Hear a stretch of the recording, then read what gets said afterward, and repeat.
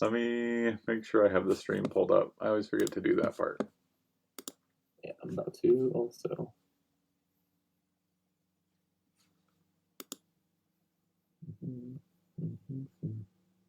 There we are. Are we? Well, I see you at least, and I see a box of Ford on the table. Yep, that's me. Okay, well, at least you can see it then. Mine just keeps refreshing to say Leader Games Media is offline. Let's try it again. This is how every video I'm in starts. There we go. This is how this is your signature intro. Signature intro. Hey everybody. Hold on. Wait, am I live? Yeah. Just a sec. All right. I'm going to move a window around so I can see what I'm doing. Okay.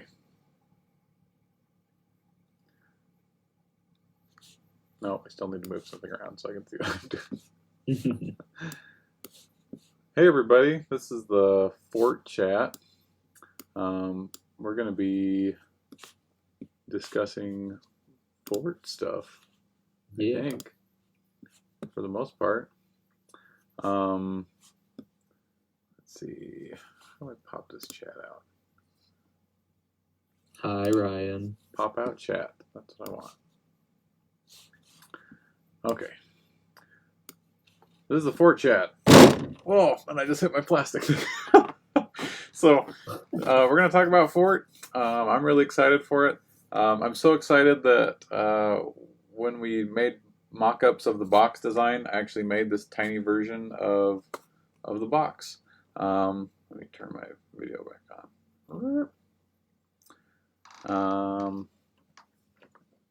See, and this is the one thing I always forget to do now. I need to set my phone so it doesn't turn off. So it doesn't lock.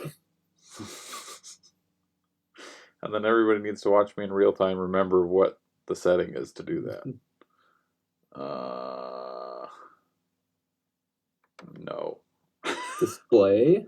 Where? This is back to my tech support job. I know. Or it's like you helping an old man who doesn't know what he's doing. That's my energy. Let's see. Screen time? It wouldn't be that obvious. Is it display and brightness? Auto lock. Never. Okay. Okay.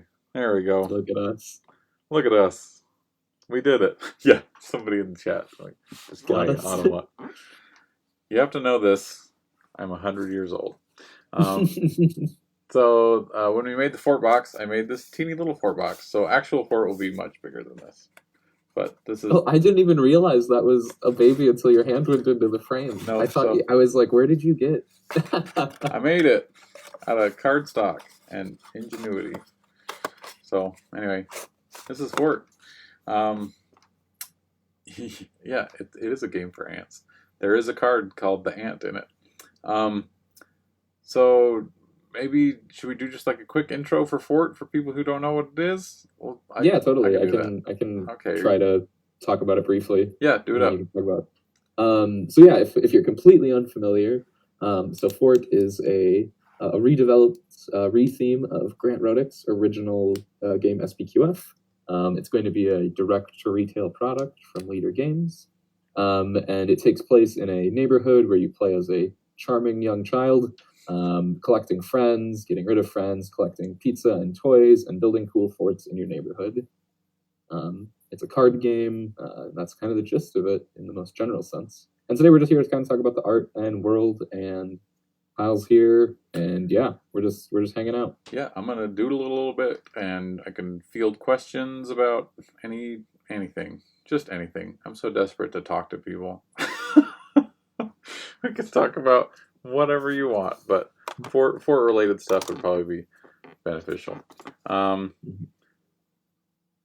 of the things maybe we can talk about is the retheming, right? Why we did it. Why we did. So if you're not familiar with SPQF, Grant, is it Rodick? Is that how you say it? Yeah, Rodiak. I think if you get a little more emphasis in it's Grant Rodiak. And I know there's not even an A in there, but it's like Maniac, Grant Maniac. Um, the original theming for it was anthropomorphic animals, and we kind of decided early on, I think, like we can't have this just be Root the card game, because if people buy this game thinking it's going to be Root, it's not. It's not Root. Like Mhm. it's its own thing. Um, so Nick and I talked about some possible retheming things, and you mentioned like your love of the show, Ed, Ed, and Eddie, right? Yeah, Um, yeah. and It was then like yeah, and that's not a show that I like. I knew of it, like I'd seen it like at my cousin's house and things, but I had not. I never really got into Ed, Ed, and Eddie, but I really like. Sorry, I'm looking at pens now. I really like Craig of the Creek. mhm. If you've ever watched that, and if you haven't, you should. It's a super cute show. But Craig of the Creek is very referential to shows like Ed, Ed and Eddie and New Kids on the Block and things like that, where there's a bunch of kids and just like their world while they're playing outside. And so we wanted to tap into that a little bit, and make it about building forts with your friends. Um, and it kind of fit.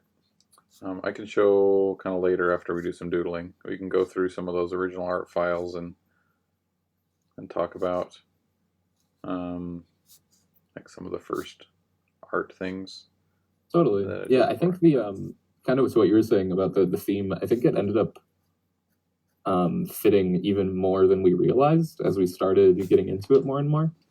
Um, because yeah, originally it was kind of pitched as yeah, maybe this is maybe it takes place at a camp or something like that, and then yeah, we started talking about yeah like Ed, Ed and Eddie and Kids Next Door and Craig of the Creek. Um, and as we kind of started putting that theme on it more and more, it kind of started to help some of the other parts of the design become more obvious. Like the one of the nature of the game is the cards that are in your deck and hand and stuff are really easy for other players to access. So they might be able to pick them up easily on their turn if you ignore, and kind of tracking that to like the fickleness of child friendships, how you're best friends with somebody the next day and you don't hang out with them anymore and that kind of stuff. There's a lot of cute little overlaps like that. You know, we I think the best kind of games are ones where like the mechanics and the theme inform each other. And like some of the things that you did in development, like adding some of the like kind of like achievement things you could earn in the game, Mm, I think were really inspired by um, the theme. mhm. And Or one of my favorite ones that we get away with is a lot of games have like private scoring objectives, mhm. and they're just called that or something. But since it's like a game with kids, we just call them made up rules, Yep, like because kids just are like constantly just like doing that when you're hanging out and Calvin playing Ball games. style. Yeah, so Um, I love that. Rye Guy 314, which is our friend Ryan. He wants to know who the cutest kid to sketch was in the Leader Games office. So one of the uh, one of the kind of Easter eggs that we did with Fort was, because it's all kids. We had the staff at Leader Games send me kid pictures, and then I did like a cartoon version of them to put them in the game, and all at different ages and things. Uh, but I don't know. I think Patty and Carol probably tie for the cutest like submissions. Um, I didn't even use a picture for myself. I just knew what I looked like as a child, which was a stick person with big hair. Um, Haggard, yeah, a little bit haggard, a little a bit little haggard. I bad. love I These love how haggard your childhood Well, it's just like illustration these looks. these bags under my eyes are they've always been there. This is not a new feature. When I was a child, I looked like that too. Oh, looks like I didn't turn off all my notifications. That's okay. Um, so one of the funny Easter eggs is that this one right here, this character is Grant.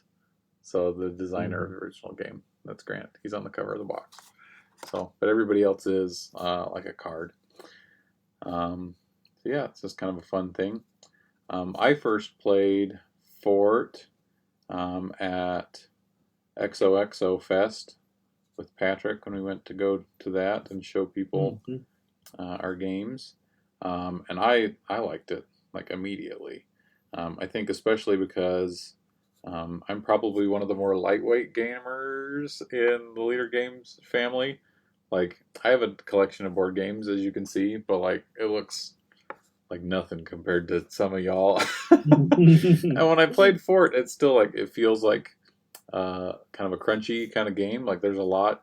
Like I can imagine someone playing it a whole lot and getting like legit good at it and getting strategies, but also it doesn't have like some of the intimidation factor that some other games have. Like I can very much see like teaching like even my kids to play it or like my relatives at a family thing to play it, you Hmm. know, which is not something like if like I gave my family a copy of Root the other day. They're like, "You got to teach us to play it sometime," and I'm like, "We're gonna like make an evening of it because like I know that's gonna." But Fort, I can just imagine more of like a let's just pull this off and give it a whirl type Yeah, game, I had that same thought.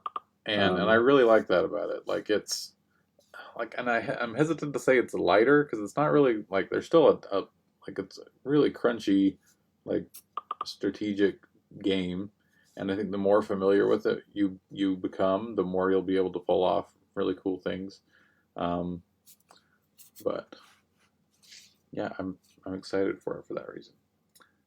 Yeah, I think it'll give a lot of people an opportunity to kind of see the types of games we like to make, which are like these kind of like weird, not a lot of guardrails.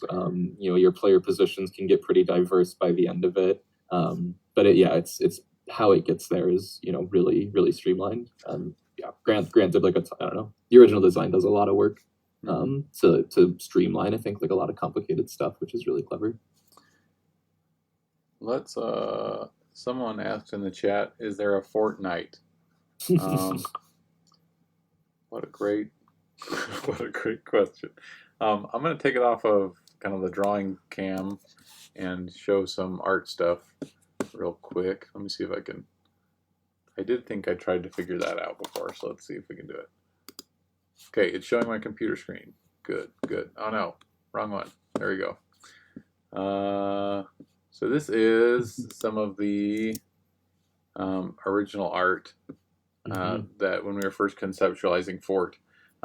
So in the original game, you had different like factions or like different cultural aspects, I guess. So they're Yeah, like that's kind of how I would describe it. Yeah. yeah, agriculture, engineering, industry, and then leader cards, and then military and science. So what I tried to do is kind of make like a clique of kids that correspond to each one of these things. And so some of them are pretty straightforward, like engineering, like digs holes, builds walls, eats bugs. And so a lot of those cards have to do with like building your fort, actually, you know, and expanding its ability. But like for agriculture, I couldn't like trying to think of something that would fit in with that well. But we were looking like at what the cards did, and we're like, these will be like the skateboard, you know, bike riding, kind of like out and about kids that are like delivering the food. And then industry is like arts and crafts kind of stuff. Leaders is like rich kids. Yeah, yeah. I I'd say guess. yeah, spoiled kids is about Yeah. right. Yep. And then the military is like yeah, super soakers, paintballs, water balloons. And then science is like bookworm kids. And pretty explicitly, like it's not supposed to be like that they're only these types of kids, but they just like they fit into that clique enough that while you're playing the game, you can kind of strategize over like, oh, if I go heavy into yellow and pink, like that's going to play differently against somebody who goes heavy into an orange, you know, strategy or a blue one, and you can kind of it becomes useful information that way. But Yeah, I remember when you first sent these, Kyle, and it like this was like a huge like, I feel like there's kind of like these like injections of energy into projects sometimes Uh-huh. that can happen. And like, yeah, these 6 characters, the first time you showed them was I think gave us so much, at least for me, it gave me just like so much energy thinking about the world in that like bigger way. Well, they're still in the game, right? Like they're all no, they're totally. all cards they're all or there. best friends, or they're on the player boards. Yeah, these are the ones on the player boards. Yep. Yep. And then, so this is when there's first conceptualizing colors for Fort. Here's all the suits in the same file. Not super useful. But like there's a leader suit, there's the book suit, shovel for the diggers, and then I think this is what we did for coins at first, and then we decided it wasn't telling people wild enough, because coins in the game mean you can count them as any suit, and so that ended up being this. So this is the coin in the game. I can show off some of like here is Clay. This is our sales guy. Based on the figure he sent us. Let's see. Here's Maddie. Here's Nick's partner right there, holding her kitty. With the cat. Yep. And then here's me. And I made sure to include the things that I was known for drawing as a child, which is Garfield from memory, and also like warrior dudes with just enormous thighs. That was and always cropped badly, so like the thighs were very visible. And I'm allowed to. I talked about that. I was always drawing just men with just rippling shoulders. That was my thing. just absolutely stuff. You grow up with those comics like Rob Liefeld and stuff, and you think this is the apex of art. They've made it, and now I look back at those things and think, "Hoo boy, they had style for sure." But like some fundamentals. Oh, here's some other ones. So here's Josh Yearsley. Here's our rulebook editor on the right with his blueprints, and then there's Maddie, and then here's Carol in a fire department outfit with a bow and arrow. Carol's is so cool. Yeah. Let's see. Some other ones. I'll take a couple things I just see in the chat here. Oh, quick. Yeah. So Ryan asked for new players playing Fort the first time. What turn do you hope things start to click? I think usually it's about you go 2 turns or 3 turns around the table. Once you see that full cycle, the cards I played last round are now in the public row. People can take them. They now go to your discard. Because unlike a regular deck builder, you don't kind of see that full card cycle until a whole round. So it usually takes at least a round or 2 before you get there. And then somebody asked if they're late to the stream. Nah, we started at 2. We're just hanging out. We just started. Oh, actually, it's time. It's 17 minutes. It's time, Kyle? It's time. Da-da-da-da-da-da. Okay, let me turn on the other video. Okay. So, this is the announcement, right? So, pre-orders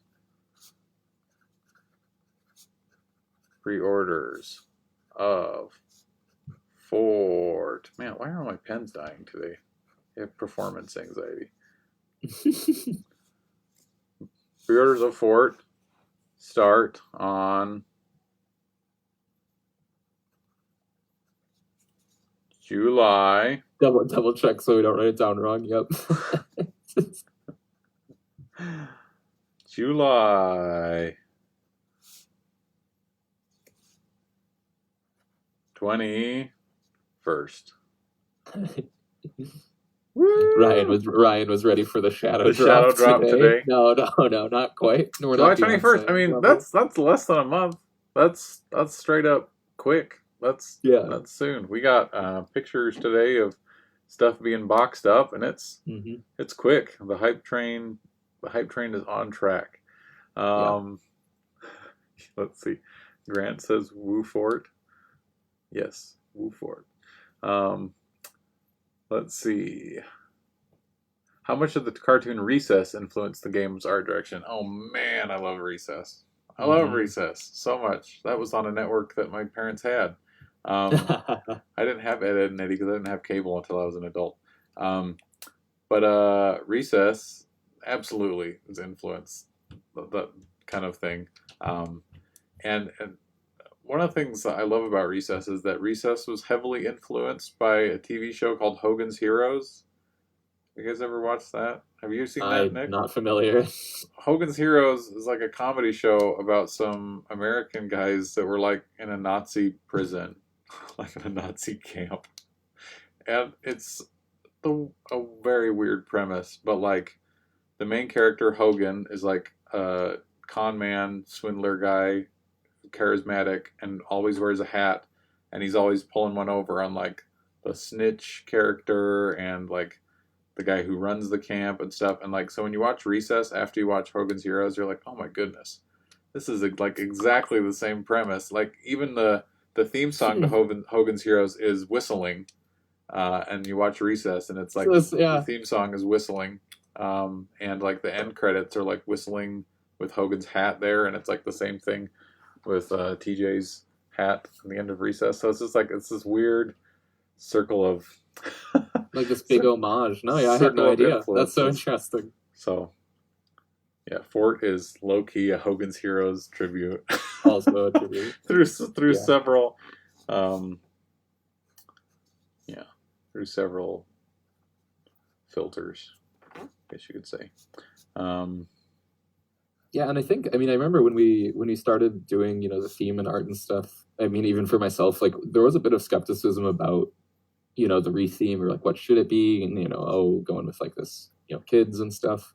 But like I think everybody's super receptive to it that I've met. I think everybody has that just connection to like small town cul-de-sac or whatever that might be for yourself, if that's digging stuff in your backyard or going camping. Well, it's like pure everybody's nostalgia. Like been there. It's like pure nostalgia, especially right now. Like when people are stuck in their houses. Like my kids hardly see any other kids unless they're over a fence. Like, I mean, that's just the reality of quarantine lifestyle. But like when we were kids, hanging out with your friends out in the backyard or in whatever shared community space that you had, that was the best. In summer months especially, when you could just do whatever and basically just know when dinner time was. Fort's here to give you all those good summertime feelings from the safety of your dining room. Yes, that's hopefully what we'll be able to tap into. That's another reason I really liked how the palette ended up. It's very summery game, right? Just in general. Yeah, it's a really good summery palette. Yeah, it looks kind of like hot and sunburned and stuff. I love that. Yeah. You're so talented, Kyle. Thanks. It's really what the dream is about. That's very nice of you to say. I'm sure it's getting to everybody, but like, if you're an extroverted person right now, I feel your pain. It's tough.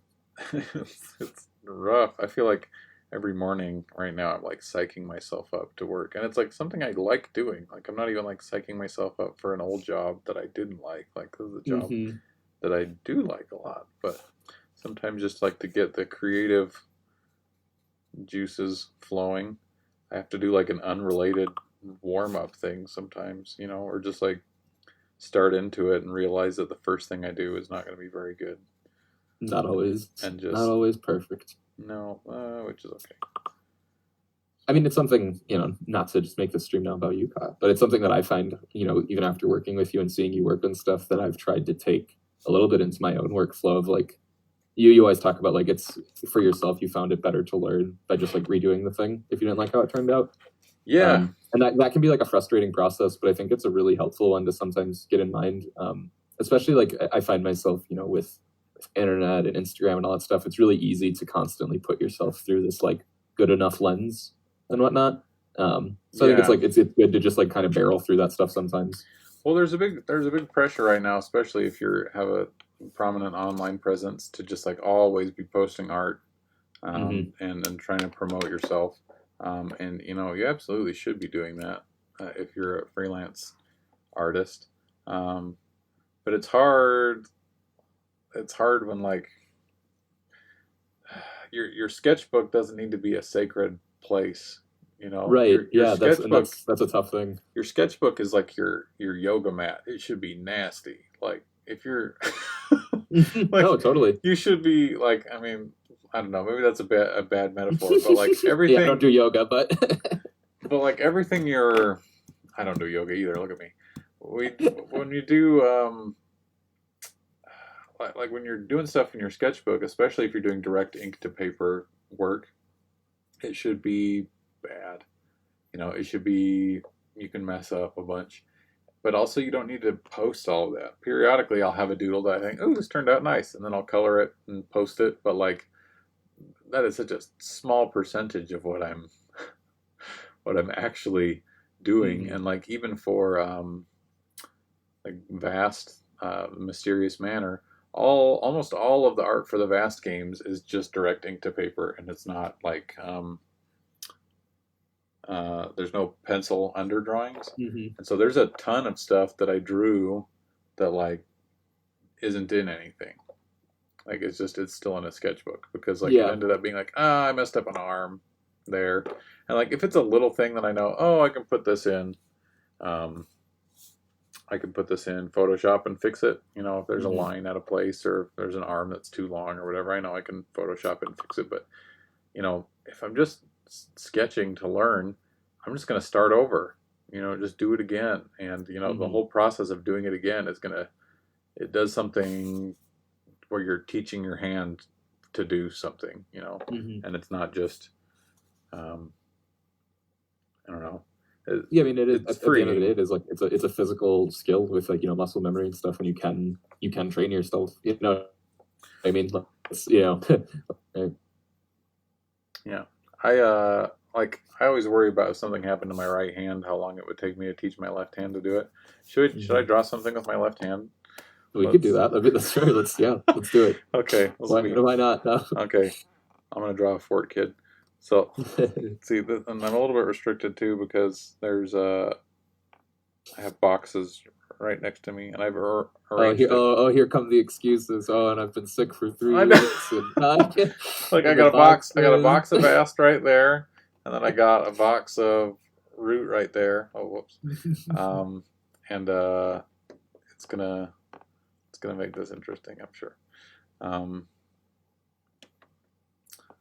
But I don't draw left-handed on purpose. So like something that I could do very easily with my right hand, like make a straight line, or you know, fill in an area with crotch hatching. Cross hatching, crotch hatching is something else, I'm sure. Yeah,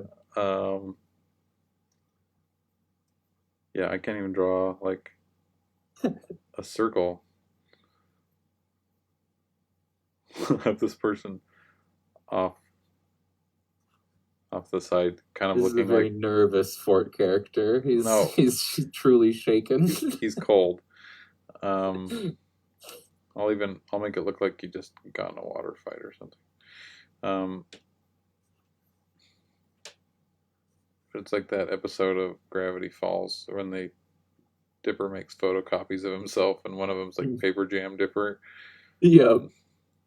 This is the Paper Jam child. Paper Jam child. Yeah.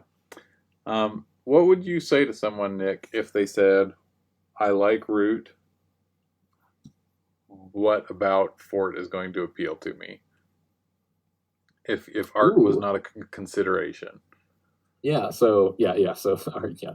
What are they gonna like about it? I think it has both of the games kind of have a long we talk about it like long tails in games in the office a bit. Where like this is a game that you can continue to unpack and kind of explore and look at the details of for, you know, as much as you want.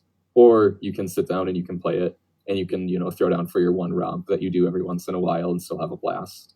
And I think that's one of the biggest things that I always hear about Root. There's some people who have played it, you know, a handful of times, 3, 4 times, 5 times, you know, loved it every time. There's also people who have played it 100 times and, you know, they really get into the nitty gritty about, oh, you know, starting position, where do you want to start? Where do you want to set up your sawmills? And I think Fort, you know, obviously on a smaller scale, it is a smaller game with just less components and less ruled, still offers that. you could show it to somebody brand new or somebody who's pretty fresh with board games and stuff. And I think that it shows you why the game is interesting pretty quickly, but then also leaves enough kind of meat on the plate, if you will, to kind of come back and keep exploring it. No, I think that definitely jives with my experience. I also think it's interactive, which is notable. Most deck builders just like truly, I'd say, like aren't interactive, and maybe a little bit here and there. But Fort's a good interactive game. It's not a game where you're just going to sit down there and kind of all do your own thing for 20 minutes. It's a fun group engaging experience. You're going to be talking to each other. You're going to be cursing at each other about what cards they took from you and stuff. And I think that's always good too. I just looked up to see Paper Jam Child. One of the things that I like about Fort is that it's not like Vast and Root are very asymmetric. Is that Fort is not it's not asymmetric in the same way that those games are, but if you like asymmetric play, I still think it scratches that itch because there's no way in Fort to look at the person to your right and go, ooh, that strategy is working for them. I'm going to do the same thing. Mm-hmm. Like, you just can't. Yep. Because, like, they'll be playing cards and trying to keep cards that are good for them. And the cards that they're making available for you to take are going to be the ones that they're not using. So it's a very kind of rock, paper, scissory type experience where if you see somebody's strategy paying off, like the best thing you can do is like make a note for a future game of trying to do that. But like in the current game, if somebody's employing a strategy, you have to try something different to counter it, or to try and do things differently. Because there's multiple ways to get like to win, right? Because like there's just trying to go for points, and then there's trying to be there's building your fort first, which I guess does give you points too, right? Yep. And then there's just the points method. Yeah. So I mean, you can try and outpace somebody who's doing a similar strategy, but here's a question from the chat. If there are any specific classes per se, or if everyone just starts with a clean slate. So the game kind of has two different starting setups. One of them, you'll be given, everybody starts with two cards that are essentially identical. Those are called your best friends. So everybody has two best friends to start the game. And then you're either given, depending on the setup you choose, 8 the deck to make, or you can do a draft variant where you actually pick and pass a set of 8 cards among you until everybody has their full starting deck. Yeah. So even there is another moment where it kind of allows players to decide how much they want to get into the nitty gritty of that strategy and really get into it. If I'm showing it to some friends for the first time or family, I probably don't worry about the draft. But after one game or 2 games, once people understand how it works, you'll see most people are interested in doing that drafted variant because it really can give you like more diverse decks and also a lot more kind of like potent strategies when you can kind of draft around them, which I love. I really like that is optional too, because I love the racing game Downforce. I really like Downforce, but I feel like Downforce's biggest weak spot is that all the strategy is front loaded at the beginning of the game. Not like all of it, but a big chunk of like what powers you choose, and bidding and all that like happens early. So when you're teaching the game, like there's a good chance people are just going to make bad decisions because they don't know what those decisions do, and then they're going to play their whole first game going, oh right, oh darn it, oh, and then they come to the end and be like, oh now I know how to play, and then they want to do like the bidding thing. And I think, like you said, one of the things that Fort does well by having the drafting rules where you can kind of choose how you want to start be like an optional thing after you play like a just for fun version first, I think is really cool. Because then you can play a game where like you don't have like that decision making, like, but you don't know what the decisions mean yet. Exactly. It takes that off the table. Let us know if that answers your question, Mask Please. Good name. And yeah. Let's see. All right, here, Kyle. Here's a question for you. Which fort factions would your children fall into? Oh, that's a good question. That's a good question. Give me. I'm gonna. Yeah, take your time. I'm gonna. No, I'm gonna go over to this and look at it this way. Um. So I have 5 children. Um. and their ages are from 9 to 5 months. 9 years to 5 months. That was an awkward way of saying that. So I would probably put my oldest in the art kid category, orange.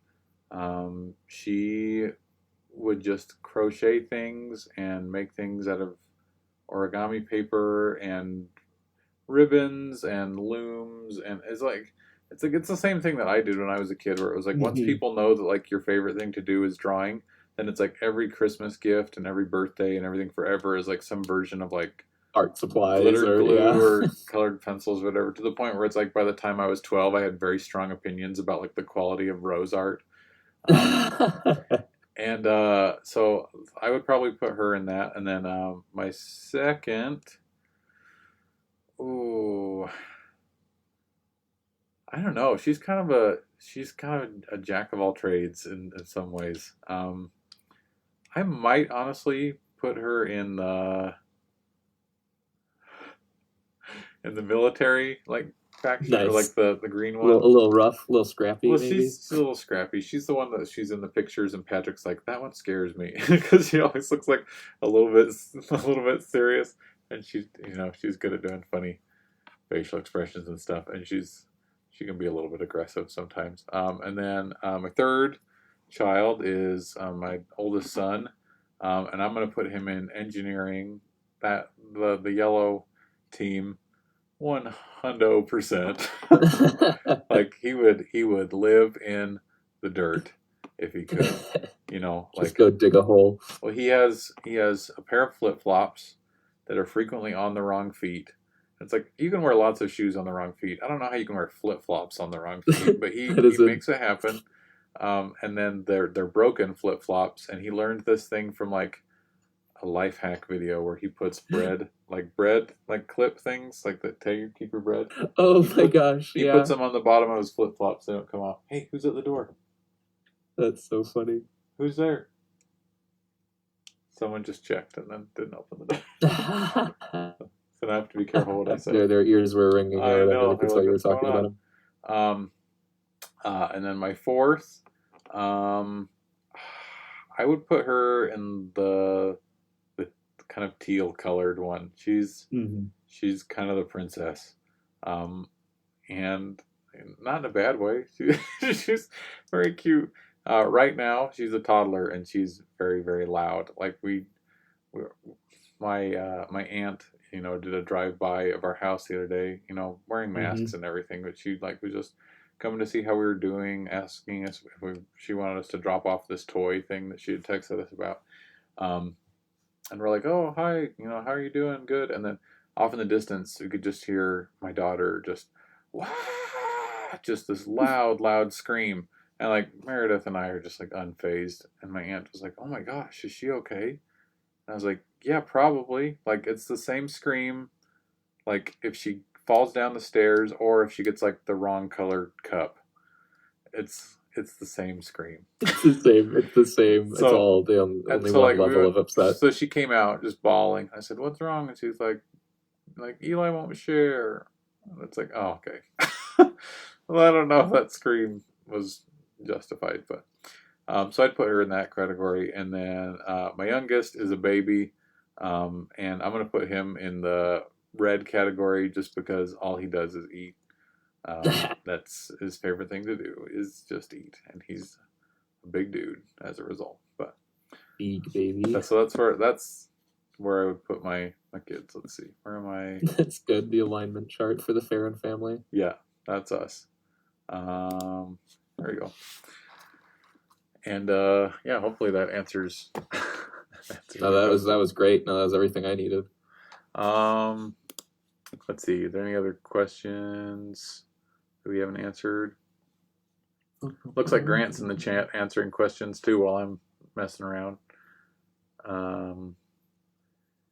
Yeah, somebody's saying they got 2 demos at different PAXs, and that they liked it. I thought, who was it that like came to play Oath, and then they played Fort while they were waiting, and then they were like, "This is like going to be the sleeper hit." Oh, I Do you think remember that? I think that was a couple people from Dicebreaker. That's right. I think that's right. Yeah, They yeah, did it a was a couple video from and they were like, I don't remember which we names were specifically, waiting to play but yeah. Oath, and this was like, oh dang, like we love this. So yeah, I haven't been doing a lot of drawing on my art stream. That's my bad. I'm gonna Well, see, it's we're in such a different spot normally. You'd be doing stuff for the thing, but Well, Fort, it's a whole new world for us. I haven't been drawing a lot of Fort recently. I've been, slammed drawing Oath stuff and drawing Root RPG stuff. I am so behind on everything. Shh, don't tell anybody that. Somebody. I'm doing my best. Only a small crowd here. You're fine. Oh well, and even if they there's no secret. Like, I'm just busy. It's good. Good to be busy. Yeah. Let's see. The other one I thought of. So I was going to mention it in one of my dev diary things was the resources and deciding on how we ended up with those. Well, yeah, because they were originally 2 different colored cubes, and what did they represent in SPQX? They were like. I could get them, Grant, if you're here, correct me, but it was food and like materials, I believe. So we didn't pivot too hard from that. No, it was pretty similar. I mean, we were like, what do kids want? They want food still. Food was snacks for a little bit, and then we actually got more specific because we're like, snacks is too general. Let's just call it pizza. Let's call it what it is. Yeah. We one of the things that we tried to come up with is that we had this symbol that was supposed to mean resource, and it was a square, and then we had a symbol that was supposed to mean any card, and it was that. It was like the rectangle, yeah. And we were like, oh man, that's going to be confusing. So we looked at different shapes that we could do. So we're like, circles. What are 2 things that we could make circles? Because they needed to be the same shape, so we could identify them by saying, here's a shape. You can have either of them, right? You can choose to have a pizza or a toy, right? And we were like, oh, well, how do we do? What snack is a circle, and what toy is a circle? So we kicked them back and forth, like about like, oh, we could have cookies as a food, and then we could have we went back and forth, and then it was like finally what we'd come up with is this. Now I have to count sides. Hexagon. This, hexagon shape. Yeah. I don't. Got an artist and a graphic designer here. Not sure if it's hexagon. Yep. Yeah, July 21st is its pre-order. I got to put that down here. July 21st. And that's just at leadergames.com, right? Yeah. Yeah. I'm sure there will be plenty of marketing surrounding it. Twitter, I'm sure we'll find it on all of them when that date hits. Yeah. Pre-order. So we decided on these hexagon shapes, which is how we could make it, a kind of wonky shaped pizza on the one side, and then this would be a box of toys.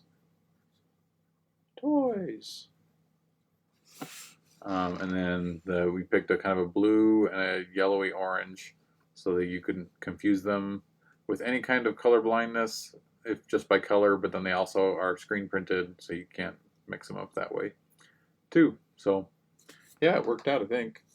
Yeah, no, it's one of those like I like that we have the ability to, instead of just, we have the time and resources and all that stuff, to not just do the cubes and to have the little screen printed wooden pieces and stuff.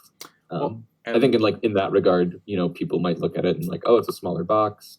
What does that mean for the product? But I mean, production wise, it's produced just like any other leader game. Yeah, with just as much charm. Oh, and the player boards are recessed. Yep. Yeah, we got Right. double layer player boards. Yeah, that's awesome. We haven't done that with our other games because our other games Which have are a lot really of nice. our other games player boards have a lot of sliding mechanisms where it's like you have something Mhm. in one place and you need to move it along a chart. And if you're doing that a lot, it doesn't make sense to have recessed boards. But Fort has a little bit more like storagey type mechanics. Totally. Um, and so the boards are recessed, so you can put the little pieces where they go and they don't slide around. Let's see. Does anybody have any questions in the chat? Maybe I haven't asked for questions enough, probably. But you guys can ask questions if you want, you folks. Most all of the Oath kids are drawn the way I normally draw characters, I guess, which is by drawing a big round head. A big old dome. Firstly, big round head. Recessed boards would be nice and root. Well, but you're putting cardboard on them. Like, and then you'd just be like having to pick them out. These are like the only things you're putting on the Fort boards are wood pieces. Wooden. If the only thing you're putting on the root boards were meeples, then maybe. But I don't know. We really try to we go fancy when it makes sense and make those things good. But like we're also trying to make the product. I mean, all those things affect how much you can price it for you too. So let's see. We're good. This person, I'm gonna put a sign above them so it doesn't look like their head is just Oh no, I liked it like that. It's just missing. Man, this is like a new pen. No. Here I come. Pre-order.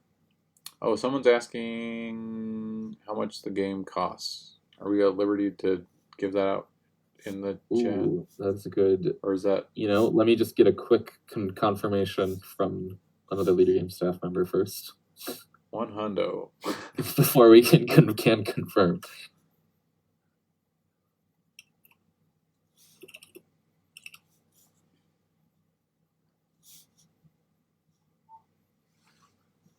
It won't be 100. I was just kidding.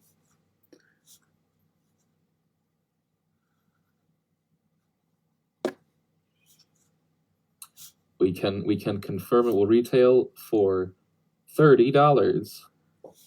30 simoleons. Hey, 30 there's Ivy. Macaroons. Any Twitch user promo code? Use promo code Kyle, and Kyle will kiss your box before it gets mailed. You want to say hi, Ivy? Hi. There she is. She's the show stealer. Yep. Okay, do you want to go back upstairs? No. Please. No. I got to take you back upstairs so I can finish my video. Do you have Eli's rock? Yeah. Do you see yourself on the screen? The rock. It's a rock. Yeah. Okay. I'm going to take her upstairs. Oh, yeah, fine.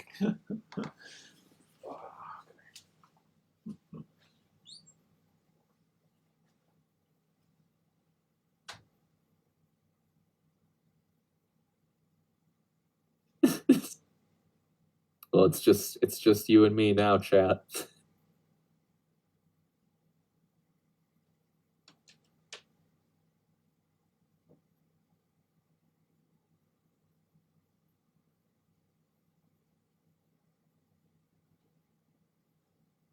Well, without Kyle here, this is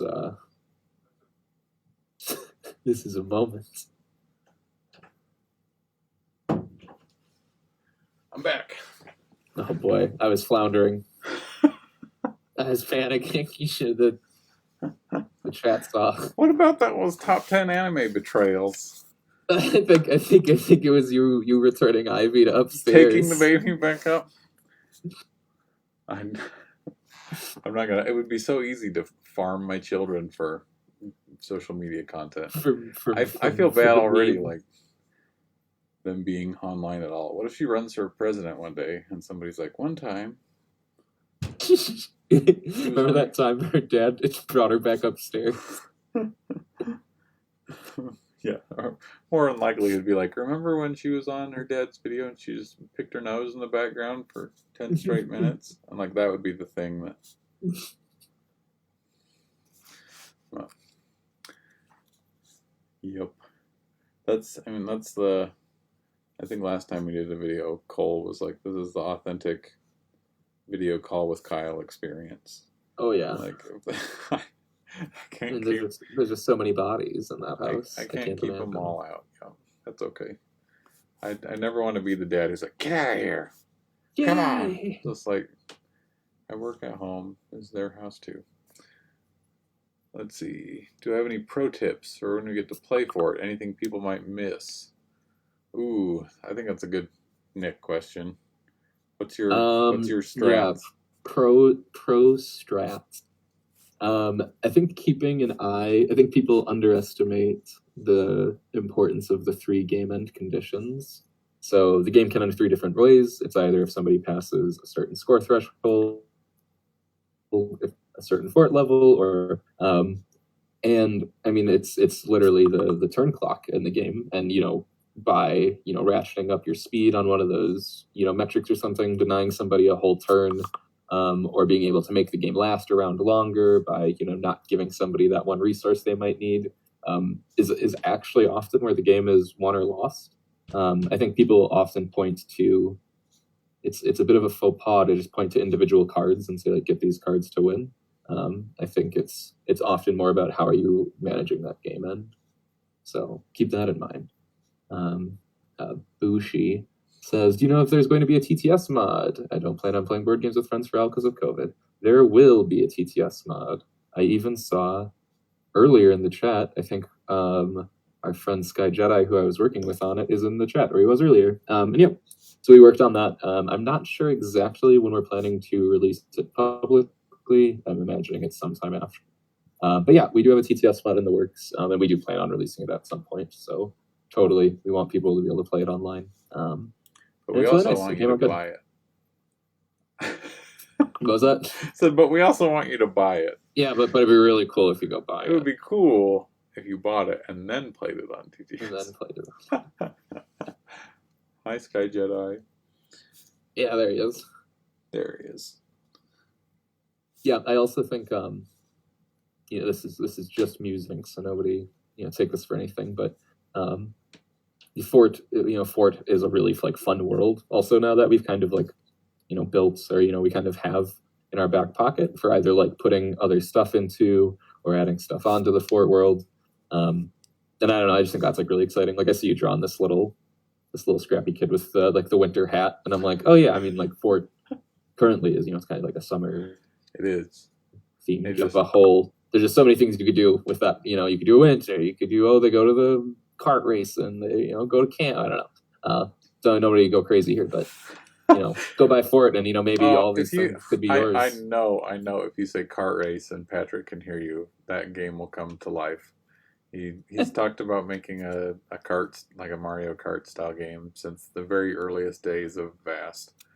So maybe we'll just have a Leader Games themed kart game with all of our IPs. So there'll be Fort characters and goblins and root characters in it. No, that'd be hilarious. That'd be sick. Yeah, Snow Fort. Yeah. Let's see.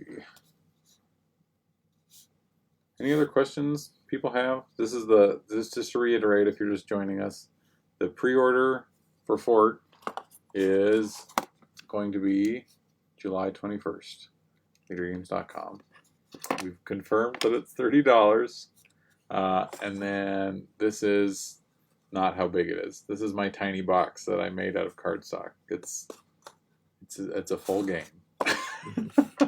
So, somebody says, is there any plans for a Root art book? We will eventually do more Root merchy style stuff when we're done with Root.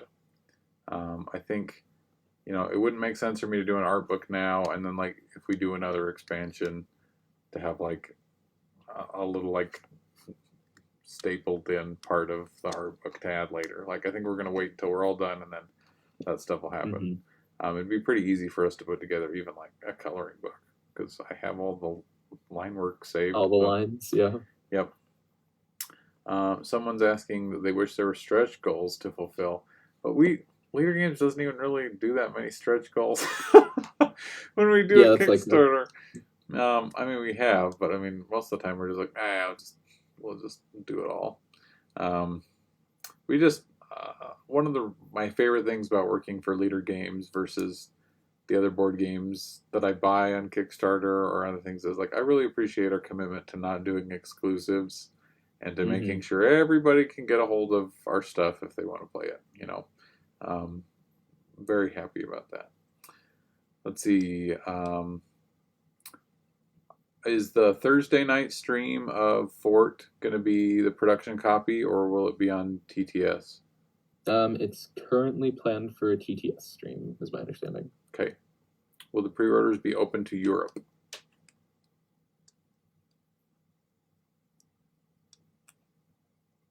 Will the pre-orders be open to Europe? That's the real question. I'm Let me pretty sure see. they will be, but I can get them. let's check.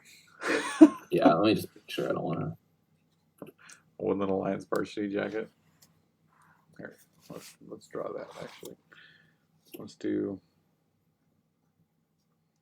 So when I was a kid, at one point I had a flat top, and so did my brothers. What? Yep. Kyle, I didn't know you were so cool. It was we all my brothers and I look back at that point and be like, why didn't anybody tell us how dope we look? Like I'm sure some people can pull it off. I don't know because I have really thick hair, and so like it stood up enough when it was short to be a flat top, but it wasn't. I mean, it wasn't like a big tall one, but it was like the top of my head. But we just looked like little like military brat kids. It was funny. It was not a great look. And I look at like my siblings now, and it's like nobody's still rocking the flat top. So that was. So I have it confirmed. The pre-orders are going everywhere. Mr. Worldwide. Pre-orders available everywhere. Okay. And then the Thursday stream is definitely it's going to be digital in TTS. Okay. Cool. You'll be able to see the TTS in action. Yeah. If No, you yeah. do sports- It's a really slick mod. So, Mask Please says, if you did sports teams logos of different factions, that would be funny. So Nick knows this about me, but one of my last jobs was I made t-shirts for Academy Sports. So like my 9 to 5 was somebody would come and say like, hey, our softball team's called the Baby Bears. And then I'd have to come up with a logo for them and like a brush script. Like script and tail style logo for their jerseys and like, you know, big block letter varsity stuff. And then I'd send it all back to them and say, what do you think about this? And then they'd pick one. And so like, that was my everyday. Like I'd have to bust that stuff out in an hour. So, I mean, I definitely think that sort of thing would be funny. I've thought about doing that with some other things. One of my favorite sweatshirts in the world just says board games on it. Like you could totally make a shirt that said Woodland Alliance on it or whatever, and make it a varsity jacket. We just Cole, the designer of Root, we call him the merch curmudgeon because he keeps us grounded when we try and When we get a little crazy. when we get a little crazy. Let's see. Yeah, no, it's good. We need somebody to keep us in line. Well, it's just because like as somebody who's been a freelance artist, there's the Venn diagram of people who say, I would buy a print of this, or I would buy a shirt of this, and then like the people who actually buy the shirts. And it's like, you're lucky if those circles overlap at all. Like, I don't know why like people will say like, oh man, I want this, and then when you make it, they're like, nah, you're sold out. You're a shill now. It's like, you asked me to do this. You told me you wanted it. And I always feel weird when people are like, hey, you should put this on a shirt. And then I do. And then I send them the link like, I did. Now you have to buy the shirt. Here's put your money where your mouth is. Like, I just feel weird doing that. Bot Sub asked, when will pre-order the ship, or we have any time on estimates? We're still factoring that. Like, we're still figuring that out. We'll have a little bit more info leading up to it, but currently we're not, can't confirm exactly how quickly after pre-order they'll ship out. Yep. I mean, ASAP is the answer. I mean, we'll get them Yeah, to you yeah, yeah. As soon as we have 'em. possible. Like, Like, how quickly that there's is. no going to is be we're there's figuring not going out. to be any artificial delay after we Correct. get them. You know, you're going to get them as soon as we're able to get them to you. Everybody's dealing with some shipping difficulties now. You know, everything's delayed. Somebody bought a shirt from me on like my personal site the other day and emailed me like, "Hey, I haven't seen a shirt yet." And I was like, "Oh yeah, there's some delay for COVID." Like, and I gave her an estimate about when she should see it, and then she was like, "Oh, don't worry about it. I was just curious. I treat every online shopping thing I do like a message in a bottle now. Just like I throw it out into the pretty ocean, fair. and if it comes back to me, and I'm like, well, that's very optimistic of you, but this is not going to be a message in a bottle. You're going to pre-order the game, and then as soon as we have it, we're going to get it to you." Let's see. Let's see.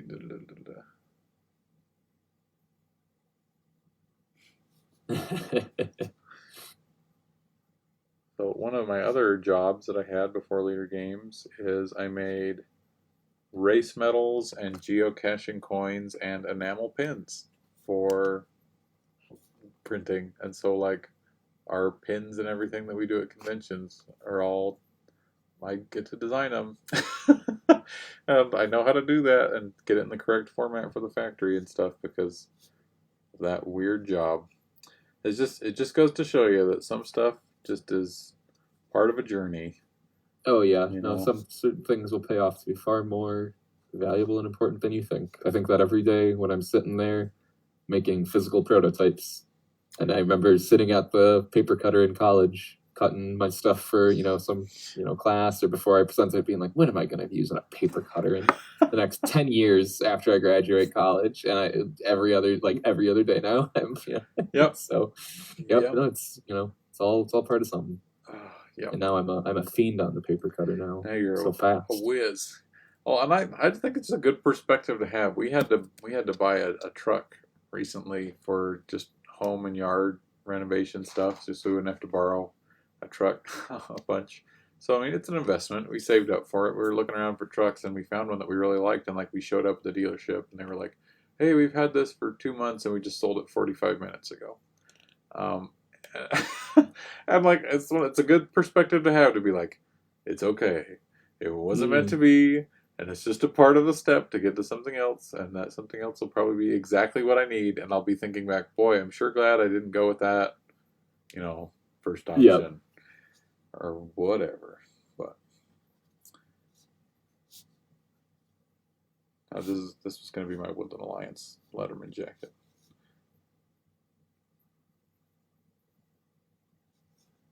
There we go. It's a non-Disney copyright infringing. Like Monsters U or whatever. We need Root U. Yeah. Do I ever sell original artwork or doodles on Etsy or whatever? No, I don't. Most of it is because when some people are making art for like a comic, they'll like have the art, laid out exactly how they need it for the comic, and then they'll paint it in real life or they'll ink it in real life, and then it'll get scanned and colored later on, and then they could sell the original art, and that's like valuable to them. But I'm drawing mostly pretty small in a sketchbook and then separating it out into files that I need when I scan it so I can put it together in compositions.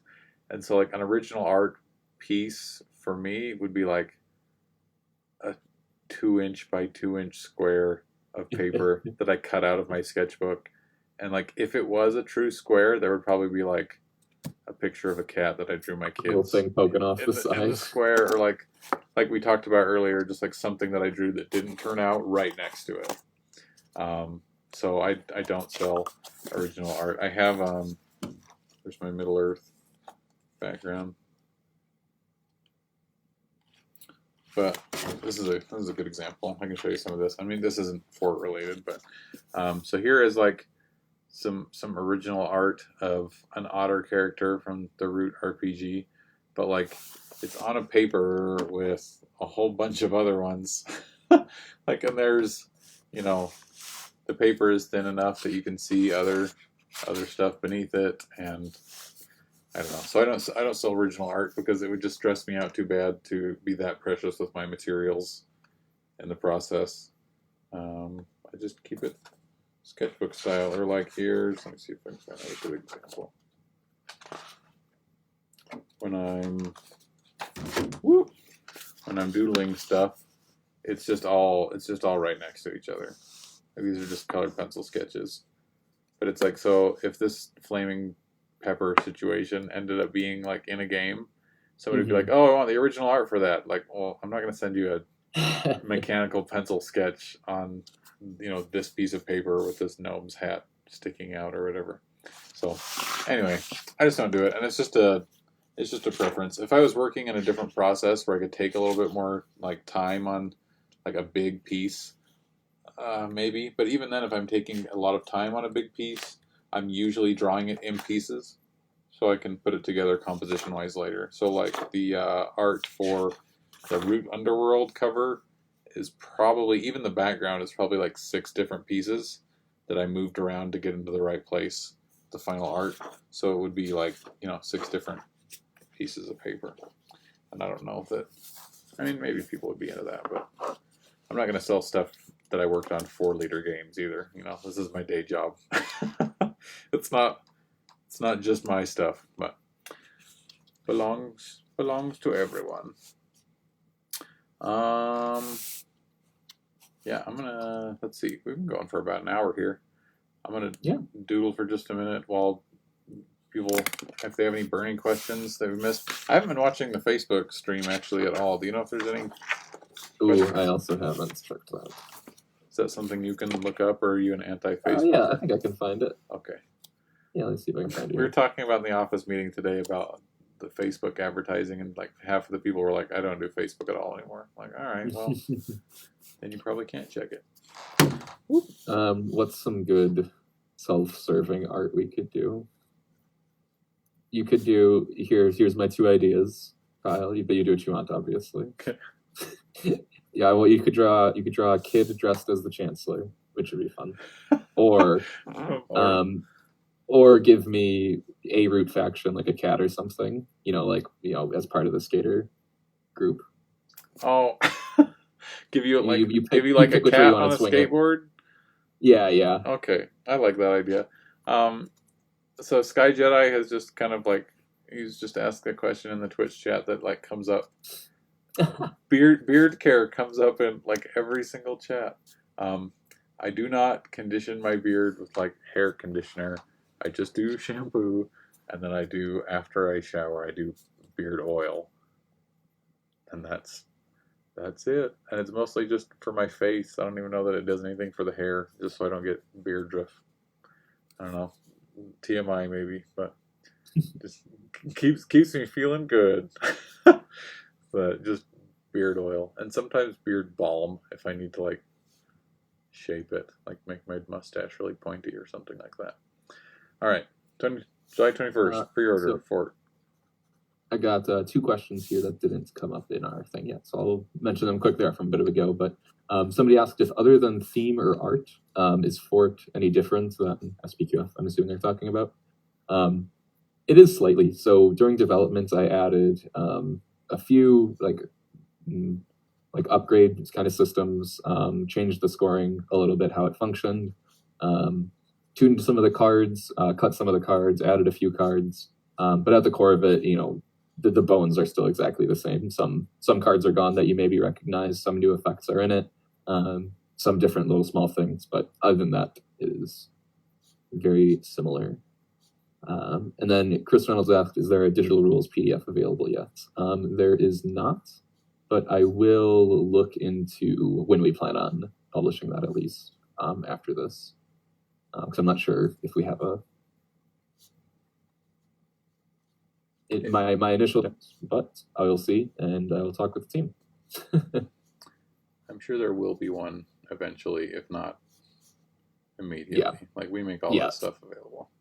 Yeah, no doubt. Eventually it will be for sure. So just not sure about when. And then, somebody asking about and Facebook refreshed. I lost the file. They're gone. There he is.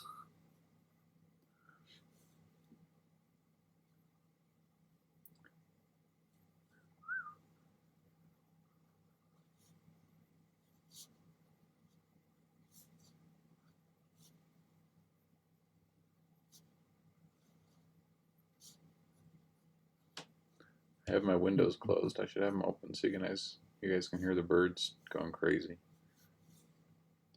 It's lovely out today, or it was earlier. I guess I don't know if it is still now. Let's see. I have my weather set up to tell me what the temperature is where I am and also in St. Paul. So it's 82 here. It's 77 in St. Paul. Yours sounds better. That's funny. I appreciate that. I choose that. Yep. So for those of you who don't know, I live in Utah and everybody else is in St. Paul. Well, actually, not everybody else. Carol is in Canada. So let's see. You know what? In honor of you, Nick, and also of Grant, let's give this guy rollerblades. Oh boy, I feel very seen. You should talk a little bit about your those, rollerblade escapades. For those less than I spent my quarantine deciding to learn how to rollerblade, and I was never, the most I'd ever skated or anything prior was, your field trip to the local roller rink or whatever.